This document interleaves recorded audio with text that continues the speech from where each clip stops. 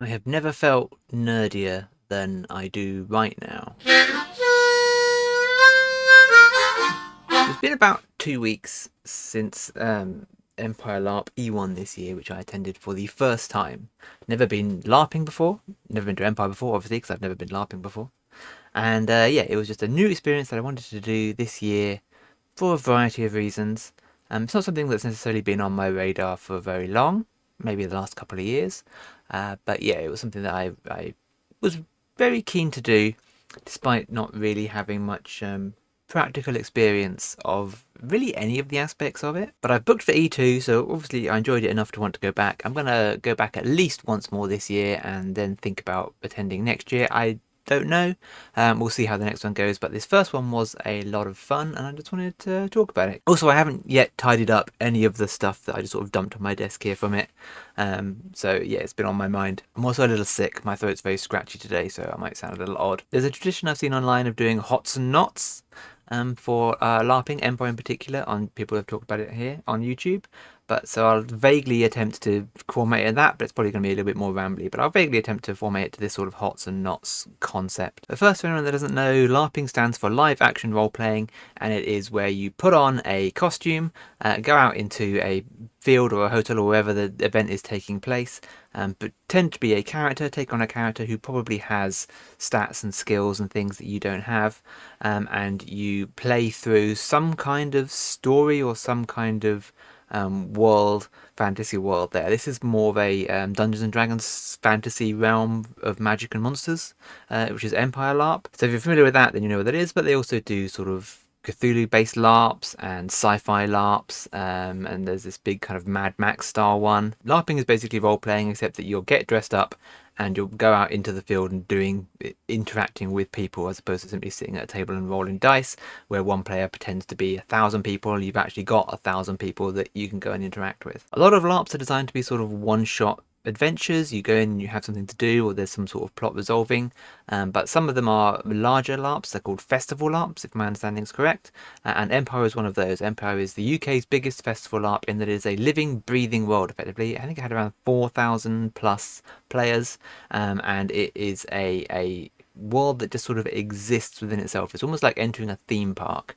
Once you're in there, the world is the world. There are players playing the senators of that world, playing military generals, players running little tea houses, players bringing their own homemade alcohol and just selling on the street, players running a newspaper. There was a pretty newspaper. There was some museums. There was all sorts of random things, little market stalls trading either in world stuff or trading for out of world sort of concepts, and shops and a tavern, and you know, all these things. And my understanding is that Empire LARP, more than most other LARPs, is heavily political focused. So the world, like I say, is a living, breathing world created and run by the players. Now, obviously, there's a company, Profound Decisions, who run the game, and they create a lot of the plot and they make sure that everything keeps moving.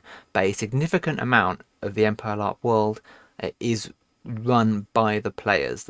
There's a lot of PvP politics, which a lot of the other games don't have. A lot of the other games, sort of, all that stuff kind of happens through NPC means. You imagine the dungeon master, so it's like a team of 100 people who are all sort of picking little bits of the plot.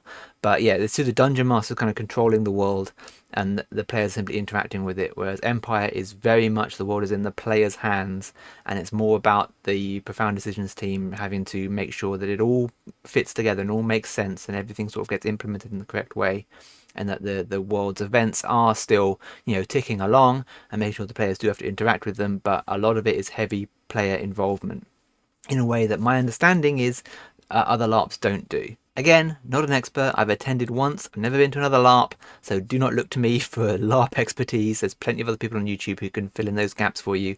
I'm just, from my perspective, telling you what the game was for me. I went into the game not really knowing what to expect, to be honest. I knew in advance that it was a large scale player-led game, as in that the plot wasn't going to come to you, you had to go to it, and all of the plot was sort of continuously running. There was no like, oh, this is the adventure for today. you find what you've got to do, here's your objective. No, you get basically no instruction whatsoever when you go in. You have to then go into that world and find your place in it. And if you want to be involved in the bigger stories, in the bigger plots, you have to find somebody who's involved in that, another player, and get involved with them and get involved with the plot directly.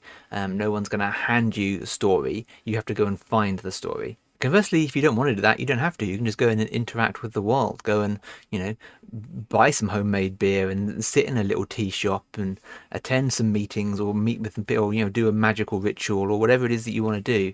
You could have absolutely nothing to do with the main plot whatsoever and just sort of have a little holiday in this village. Because, like I say, it's kind of like entering a theme park. Once you're inside, it was fully immersed in that world. It was this fantasy medieval village that you were walking around with everybody in character, and the number of NPCs walking around was pretty low as far as I could tell. There were refs and there were staff who were about who you could come and interact with, but generally speaking, the number of non-player characters, people who were the Profound Decision staff actively doing things in the world, is or seemed to be pretty low. The Empress, for example, is a player character. The Empress, who rules over this land and is arguably the most powerful person in it, was a player character. The senators were all player characters. The military generals were all player characters.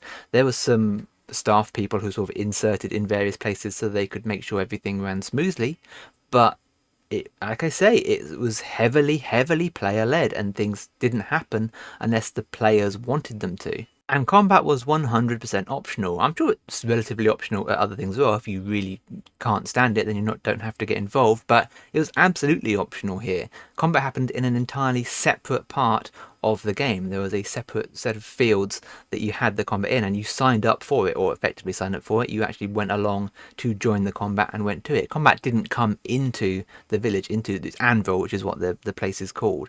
Combat didn't come into Anvil. There was some skirmishes and some, so I'm told, some assassinations, and I did see a guy get murdered. So you're not like 100% out of it. But like big combat, big LARP combat, if you don't want to do it, you don't have to. Whereas my understanding, again, limited experience, is that in a lot of other LARPs, combat sort of comes into the camp, or can sort of happen not by surprise, but does have a little bit of an encroachment upon the main area.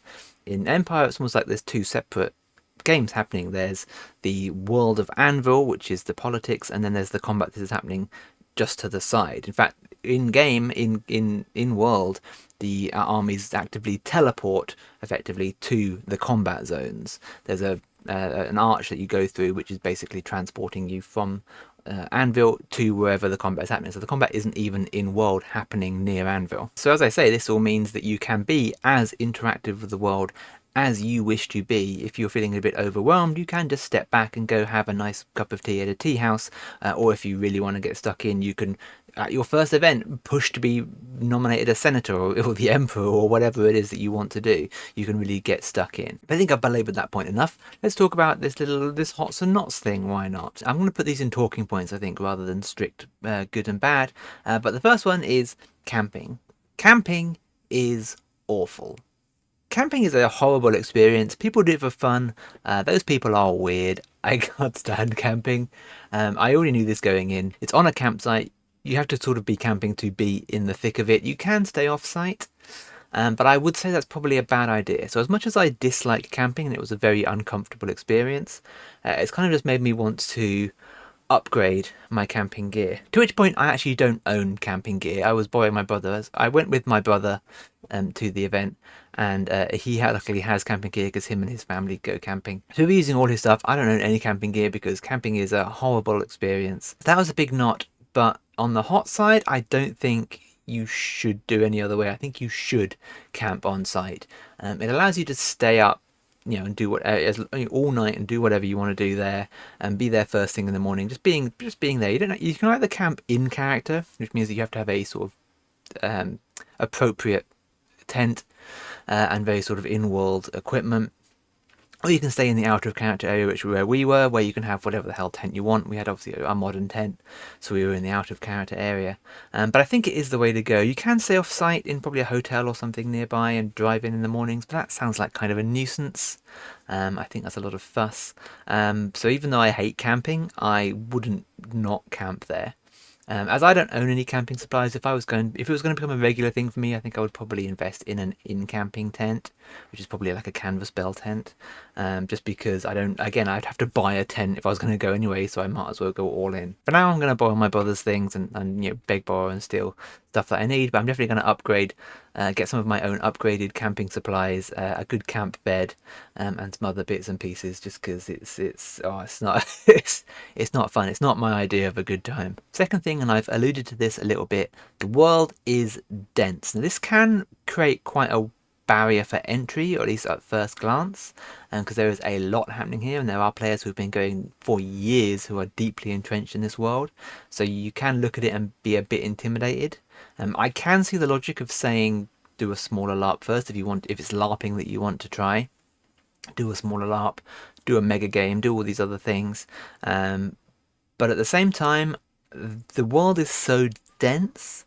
I do think that it's actually quite easy to just slip into it, which is kind of what we did. And as I mentioned, you only have to interact with the game as much as you want to.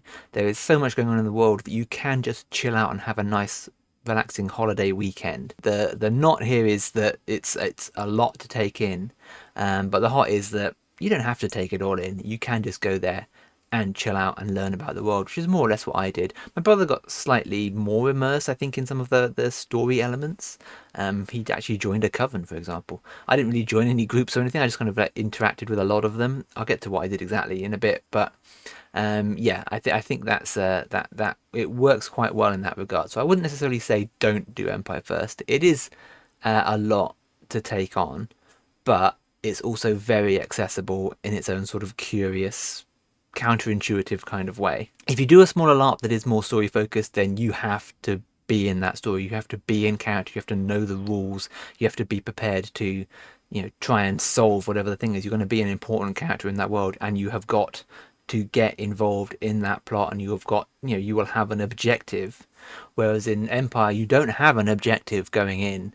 You can create one. You can have, well, I'm definitely going to become an archmage or something. You can have an objective going in, but you don't have to have one. You can just go and enjoy the world, which I don't think you can necessarily do in smaller, like, one-day plot-driven LARPs, or like a few LARPs that are designed to end, because Empire doesn't end. It's an ongoing, continuous, living, breathing world that will go on until they just basically stop doing it anymore. Third thing, costume and the world. As I say, if you want to stay in character, you have to have an in-character tent and in-character appropriate equipment and materials. That being said, it's not crazy strict. A lot of the big shops and the restaurants and taverns and things are very obviously not period appropriate. They've got modern tech going on there, and you will see things lying about and vehicles driving about, and you're only just slightly outside of the real world anyway. If you have to check your phone, you can do so as long as you're not wandering about on it. Then you can take your phone out to have a quick check of the time, or quick check an emergency message. We've got to make a call, and you're not going to get dragged out into the street and put in the stockade for accidentally doing something a bit too modern. You're expected to try and obey that world, try and obey the logic of that world, and you should absolutely try and do that. But yeah, you're also not going to be in trouble if you make a little slip up here and there, or if something sort of a little bit modern is in view, as long as you attempt to change it. And that kind of leads into costume as well. Costume, I found this is very intimidating going in, because I'm not a cosplayer. I don't really make anything. I bought all of my costume pieces, although I adapted some of them, but I pretty much bought what I needed, and I was really not confident at all about it going in. Once I got there and I saw everyone and I got my gear on, I actually kind of started to think that I looked really good. It wasn't perfect by any stretch, but I was a lot more confident being in there in costume, surrounded by everybody else in costume. really just relaxed me immediately, and I was very unsure about it going in. I had a couple of options, and I wasn't 100% happy with either of them. But yeah, once I was there, and I realised that the barrier for entry in that is actually pretty loose. There's there are some people there in amazing costumes who they've obviously crafted themselves over years of work, and you can buy stuff there as well. But also at the same time, it's a lot of it's very homemade and figured out, and everyone's just kind of muddling through, and there's no uniformity to it, that everyone's just there in this kind of very extremely fancy shiny materials, and then you're just there looking like you fell off of the TK Maxx rack. I know, I found it that I felt much more comfortable and at home once I was actually in the space, regardless of how self-conscious of my costume I had been before. So I actually found that quite good. In classic me fashion, as a terrible YouTuber, I completely forgot to record anything at all. You're not allowed to record on site anyway without express permission from Profound Decisions, so I don't want people wandering around with selfie sticks and recording on their phones or whatever. So you're not allowed to record on site anyway, but I didn't record in my tent, in the out of character area. I didn't record setup, I didn't record anything at all, didn't even take any pictures. So yeah, I was classic me. I just completely forgot to do social media stuff. This is the only picture I actually have of me in costume. That's not even the final costume, that's just me trying stuff on. And I did get this cape that I'm actually very happy with, but I never really got to wear. I think I wore it one night because it was really warm. It was the winter solstice, but it was a really hot weekend, so I never really had any appropriate time to wear this, even though I quite like it. I'll show the picture again, and I'll give you 2 seconds if you're familiar with Empire Larp to post in the comments what nation you think I was in. But if you want to have a quick guess as to what nation I was in, there's sort of 2 options. Yeah, so you've got a 50-50 chance, basically, from what I understand. I did get correctly recognised quite a few times, which I'm very happy about. I'm glad I didn't completely screw up the brief. But I was in fact in, last chance for you to put your guesses in, I was in Urizen. So Urizen is a nation of mages, and they wear sort of long flowing robes and things, and I went for a Tibetan monk kind of vibe is what I was aiming for. And at one point over the weekend, someone did say to me that if you look like you live in the mountains and you know more than everybody else, then you've probably got the Urizen vibe down, so that was great. But I did have my colour scheme was quite vibrant and bright, which is not necessarily in keeping with the Urizen, so I was a bit Brass Coast. If you guessed Brass Coast, then that's valid. Yeah, I definitely had the color scheme going on for it. Another hot is I made this. Well, I didn't make the stick. It's just a broom handle. But I did this rope braid that I'm very happy with. I'm glad I did this because I got quite a lot of compliments on it. It's sort of one of the few things I actually made, other than sort of hodgepodging my costume together. But yeah, I did this rope braid for my walking stick because, again, I was going for a sort of wandering monk vibe. And I wanted to be walking about, and I wanted to visit a lot of Anvil, and I did visit a lot of Anvil with this as my walking stick to sort of walking about. I think I'm going to redo this braid because the rope is sort of bust broken in the middle, so I would like to do it one continuous rope. But yeah, I'm glad I did this. It was a really useful stick, and I also need something to do with my hands when I sort of am drifting about. I'm very handsy. That sounded weird, but yeah, I need something. I've got something in my hands I can work with. I haven't got anything I can play with in my hands. I get distracted quite easily. Oh, this is very loose right now. So yeah, I did my walking stick, but I also made, the only thing I made is I made this. So stick, go over there. So I made this. I got a little lantern from some garden centre somewhere that turns on and does. It's an LED lantern. It does a bright light, and it also does a fake flickering flame. So I cut a plastic bottle in half and I taped it up to the bottom, so the lantern sort of ends there, and then this is all plastic bottle that's just been covered in masking tape and spray painted black, and it's got, if you can see, the screw top there, because the other end of the screw top is inside the rope braid. Probably able to see this inside there, so that then, oh god, this is getting tricky, it screws on the top there, so I can have my staff with the lantern on top. I'm very proud of this. I made this myself. It's not sort of high tech, but it does the job. I did discover, well, using it, I went out the Thursday night to use it, because it doesn't start till Friday, but you can arrive a day early for like an extra £10 to stay overnight. But I went out on the Thursday night to get used to carrying this thing around, and I learnt from turning it on that it's incredibly blinding because it has no focus. It's just a 360-degree light.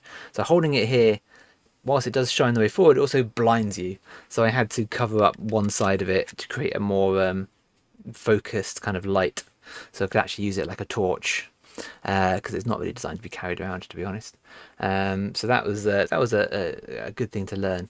I did that on the Friday or the Saturday morning, I can't remember. Just taped it up and harped it back and painted it black.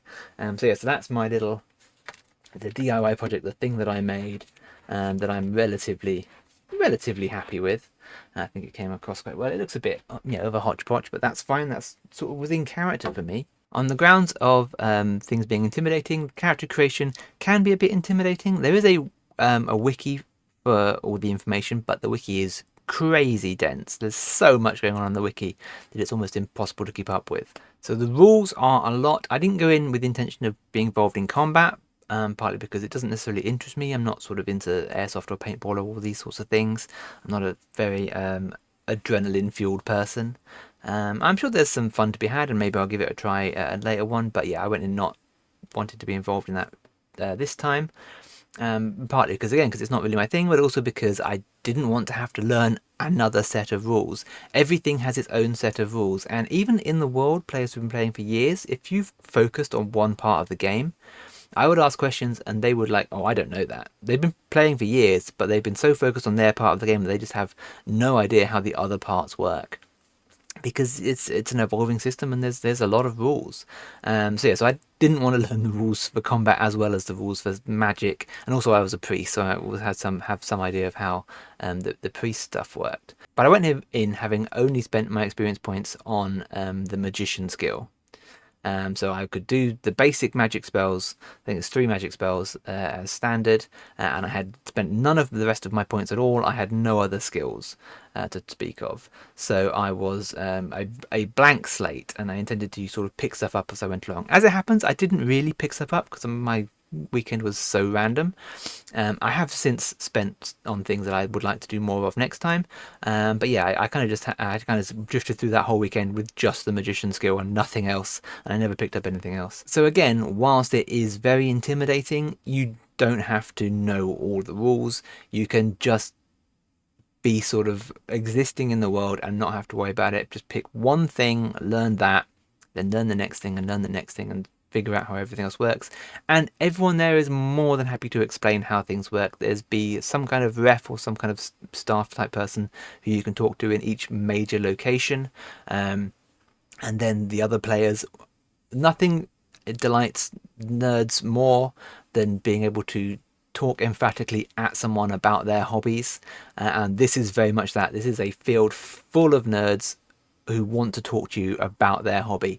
They want to talk to you about LARPing, but more importantly, they want to talk to you about the thing in the world of Anvil that is very important to them, that the thing, the plot line that they are involved in, the part of the world, the rules they're involved in. They want to talk to you about these things. It is pure joy of just people who are very passionate about a very nerdy thing, just with the desire to just tell you about it.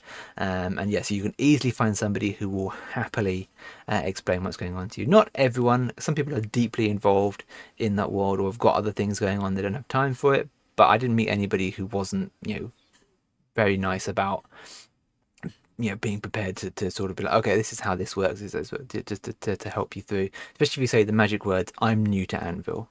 They give you that sentence, "I'm new to Anvil," as a sort of shield against well, I don't know what's going on. Just say I'm new to Anvil, and then everyone else will go oh, okay, we better not overwhelm this person. They might need a little bit of an explanation. And again, because it's player driven, everyone there has been in the same boat at some point. We've all been new players trying to figure stuff out, so everybody understands and knows what each other need. On that front, not necessarily a knot, but it's very hard to tell at first just how intense any one player is going to be. Everyone is playing the game in their own way. Some people are there to get drunk and play board games. Literally, we found a couple of places that were basically just doing that. Some people are there to just hang out with friends. Some people are there to go to trade goods in world because they got this sort of business going on. But yeah, it's very hard to tell just how intense and in character any one person is going to be. You can get it from conversation quite quickly. If you can pick up on that sort of thing. But yeah, you don't, it's hard to know how you should approach somebody because you don't know what their approach to the game is at first, and it will vary wildly. I hung out with some people on Thursday night, and then so I got a sort of a vibe from them. But everyone I met during the course of the game, so once time in and time out, I don't know if I met them or not. I met their character, and I met who they were, sort of playing in the context of the game. But I don't know anything about them necessarily. I don't know how close that character is to their real life or their interests. I don't really know anything about them. I don't even know their names. Like so many people I just met over that weekend and hung out with, and I don't know what their actual names are. So it's slightly strange arrangement, in that you are all agreeing to just sort of lie to each other effectively, but we're all playing characters in this world. How deep into character you want to get is up to you. I didn't really get into character. I sort of had a backstory and some elements, and I knew kind of what my vibe, but I didn't really have a character per se. I think when I go a bit more in character, I've got an idea for in character for the next time. I'll sort of kind of build it up as I go. But yeah, I didn't really get into character this time. I didn't really have like an agenda. But yeah, again, once you start talking to somebody, trying to feel them out and get a feel for, and they're trying to feel you out as well, for how intense they're going to be involved in the world of Anvil is quite something. But what the hell did I get up to? That's probably what you're wondering to yourself now.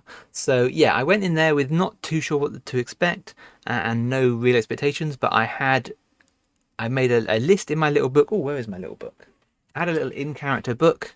So what I did going in is I read up on the wiki for the bits that I was interested in. So I read up about my nation, about my archetype, a little bit about magic and the priest stuff, all those sort of things. I knew I wasn't taking very many skills, so I didn't have to learn a huge amount. I just had to know what my 3 spells did, and I knew I could vote in certain things. But then I got my little in-character book, and I made a list of things, the new player stuff, because there's new player stuff happening all day Friday. The game doesn't start till 6 o'clock on Friday, 6 p.m. But there's new player stuff happening all day.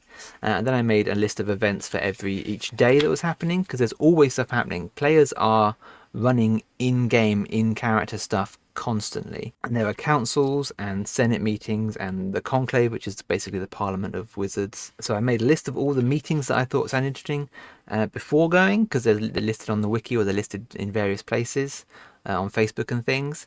I then went through the history, because before every event or between each event, there's a little history kind of recap of what's going on in the world.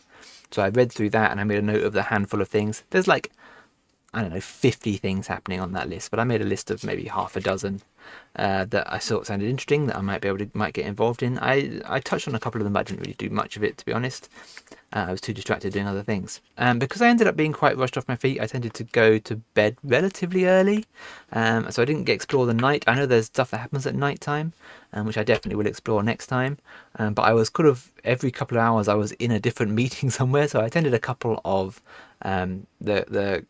I can't remember what they're called off the top of my head right now, but there's groups in Conclave. I attended a couple of those meetings, and I sort of hung out with a couple of groups of them just to sort of get a feel for that. Because I went to the Conclave, which is, like I said, Wizards Parliament, and I really enjoyed that on Friday night. I found that really interesting and really fun. I went to it again on Saturday, so I really, really liked the Conclave. And a lot of people have said that the Conclave is a bit of a Marmite thing, and that some people just sort of like can't stand it. But I really enjoyed the Conclave, so I met up with a couple of groups from them. I did a sign language class, a very basic sign language class, which they're kind of trying to introduce more sign language to the world, so that they make it more accessible for members of the deaf community. So they're working on basic sign language, but also sign language that's world specific. So sign language for what the nations mean. I think Urizen was sort of that, and Navarre and all these sort of like sign language for the various in-world terms and wordings. And I've been learning sign language on and off in my own time, just sort of self-taught for a little bit now, since we played in Spirals way back when. I went to a gaming meetup. There was a woman there who had designed a anvil themed werewolf variant, which was a lot of fun. So I went to do a test playing that. So I went to that. I voted in the synod because I was a priest, so I was able to do that. So I kept up with voting in the synod, and I also ended up sort of chatting because I was a priest of the way, which basically means that I haven't picked. There's 7 virtues of the religion of the way, and you pick one and you kind of preach that, and you get abilities based on that. But I hadn't picked one because I went, like I said, I went in not having spent much of my experience, so I hadn't picked one. So I was a priest of the way, which meant that I just preached the general concept. Also, Irizen's not like a hugely religious area, so it kind of makes sense, and their religious archetypes are a little bit more like, well, this could be interesting, but let's not like get obsessed with it. So yeah, so I was priest of the way, which meant that I got chatting to some of the other priests of the way who were running a preaching competition, because there's going to be somebody giving a sermon next time. I think it's next time. So there was a competition to see who would give that sermon, that speech, and I, as a priest of the way, I got to be on the judging panel for that. So there's a handful of us. I think it was 4 of us priests of the way who were there to judge all these other priests of various virtues. So that was a lot of fun, particularly as somebody new to come in and be like, let's go judge all these players who have probably been doing this, much more experienced players, and see what their judge their oratory skills. I attended Songs and Stories in Navarre. The Navarre camp, Navarre kind of like a wood elfy kind of vibe, ranger kind of vibe, and their camp is inside the little forested area at the campsite, and they have this thing on Fridays and Saturday nights called Songs and Stories, which is they just sit around a big campfire basically, or a big like fancy little fire pit thing, and people come up and they sing songs and they tell stories and they do poetry and they do whatever, just a little performance, and everyone takes turns and jumping in and out, and it was everyone on YouTube. If you watch anything about Empire on YouTube, almost everyone says you should go to Songs and Stories, because it's a very unique experience and a real kind of thing. And yeah, no, we went to that and that was really good. I think we went on the Saturday night and that was really nice, really interesting, really cool vibe and feel, and just people just kind of like chilling out and sharing their original works in this sort of judgment-free environment. It was, yeah, it was really something I do. Again, like every other YouTuber, I recommend attending Songs and Stories. It's a really unique experience. I went to the tournament square in dawn while something was happening. I arrived a little bit late, so I lost track. I just saw something was happening there and went on and watched this kind of fight or some kind of competition.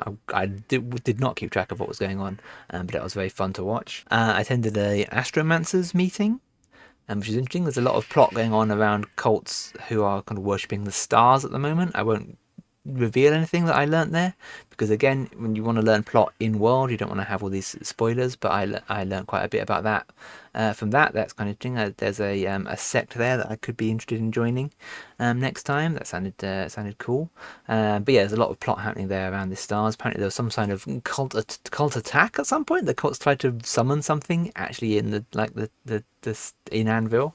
I missed exactly what was going on, but I just heard rumours that it happened. There's some sort of big cult fight somewhere in the town square. I tried to attend what sounded like a slightly shady meeting that I got randomly invited to, about, I think, winter magic, but I couldn't find them. Maybe I went to the wrong place, but I couldn't find them in the end. If you're watching this and you invited me to that, what felt like a slightly shady meeting, I think it was Saturday night. It was late night, I think it was, but I couldn't find you. I did try, but there was another meeting happening in that same place that definitely wasn't you guys.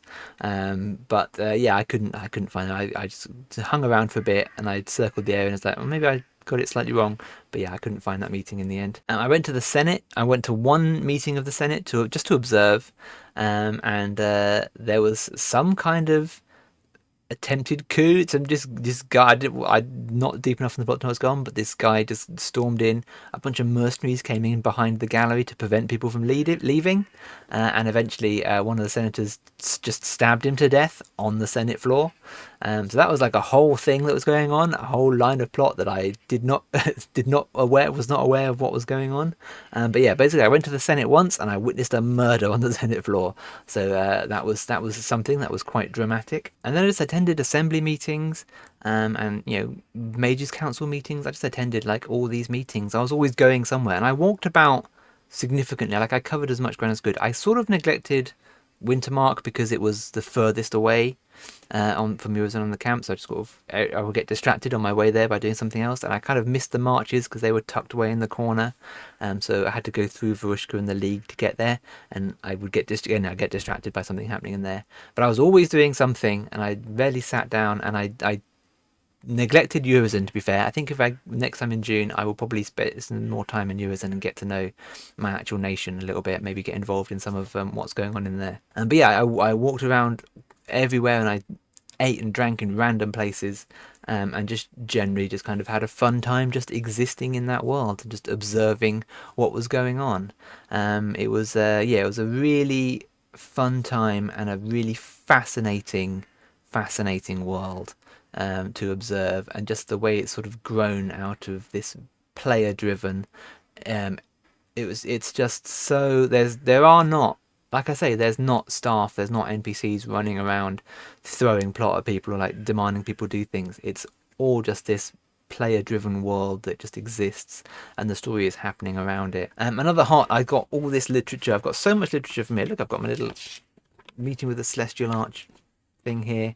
I've got all this stuff, Signs of Doubt, Innuendo, which is a guide for runes for the discerning adult. So it's how to runes with innuendo-based runes. Little pamphlets that I managed to pick up. I've got my little first-time guide, Welcome to Conclave. I've got an in-character newspaper. The essentially first edition limited special of the Pledge. The first ever edition of the Pledge was they were selling. They're selling for in-character money. So I've got my in-character resources. That's the other thing, is that I've seen people say that it's it's a quite an expensive hobby, and it can be. I can see if you're definitely making armor and swords and stuff. The upfront costs of like costume and things and tents and camping supplies, if you don't have those things, will be quite high. But then once you've done that, you've sort of got them. I don't think the entry was that bad. I don't think the food was that bad. It's a festival basically, so it's not cheap, but I didn't feel like it was a rip off. I didn't feel like anything was getting ripped off ever. But all this in character stuff you can pay for with in character money, so you can make money in character. You start with a little bit of money anyway, and then you can look how many guides I've got to. What are all these things? These are all about religion. I've got so much paperwork on religion. But you get given an in character money, which I wonder where mine is. I don't know where mine is, but it's here somewhere. But yeah, you can buy drinks and food, lots of things that take in-character money, especially the player-driven stuff. So that's actually a pretty good shout, I think. I was a priest, so I started with almost no money. My brother had a business, so he started with a ton of money. I actually found more money on the floor than I started with, so I actually doubled my money when I was wandering about and just found someone had dropped a load of rings on the ground. Rings is what the money's called. But yeah, I really enjoyed it. I'm not sure what else to say. I would definitely be going back and hopefully have some more detailed stories, but this time around I pretty much just went to explore the world, and I made a character with that vibe of doing that, because I knew that's what I was going to be doing, so it made sense to just have a character that wanted to do that. I think I'll get more into character. I think I'll learn a bit more of the rules, get a bit more involved in the priest game, I think. I think that was one of the fun things. I did enjoy Conclave, so I'm happy to be more involved in that as well. But I definitely like the Conclave and the priest side of sort of politicsy side of things, as opposed to any other areas. But yeah, I'm gonna find myself a project, figure out what I want to do in that world over the next couple of meetings that they have, next couple of times that just gonna even if I just go and just chill out, that's fine. It's just a very enjoyable way to spend a weekend. I'm probably not going to be able to upgrade my costume very much between now and June, so it'll probably be more or less the same as it was now, but we'll see. A bit distracted, obviously, because we're working on our Kickstarter. Our Kickstarter's coming out at the end of the month for the board game that I designed, and June will be right in the middle of the Kickstarter, the June weekend for Empire. So it'll be deep into the Kickstarter, and it'll be just my only time in June that I'm probably not monitoring the Kickstarter will be that weekend, because I obviously won't have my phone on me, because it's can't be on the internet all the time. But yeah, you can just look at all that paperwork and all that everything that I've got there. It's just like how much creativity is built into the game. It's wild. So yeah, I do recommend it. I will make some probably better videos on it for future ones. I'm just going to come down again. We're working on the Kickstarter. It's consuming every thought, but I just made a quick video about the LARP just to say that it was quite an experience, and one that I do recommend if you are even vaguely interested in attending. Barrier for entry again feels high, but it's actually pretty low. You can just go and chill out. You only need very basic costume. Just get a simple tunic and some trousers off of online or wherever. Just as long as it looks somewhat medieval, you can blend in. No one's going to judge you. You can just kind of go for it. Make sure you've got something that attaches you to your nation. I was Urizen, like I said, so very robes, lots of sort of long robes set up. But yeah, outside of that, then you'll just be fine. Everyone just be happy to have you there. And the new player stuff is extensive. There's so much new players. I didn't even get time to attend all the new player stuff. Tried to attend even things that weren't relevant to me. But yeah, it was really, really interesting. But yeah, there's a lot of it, and they're more than happy to help you out. There's egregores in each nation who are basically sort of player characters who also have agreed to be conduits for new players, between kind of new players and the game itself, and to help people out.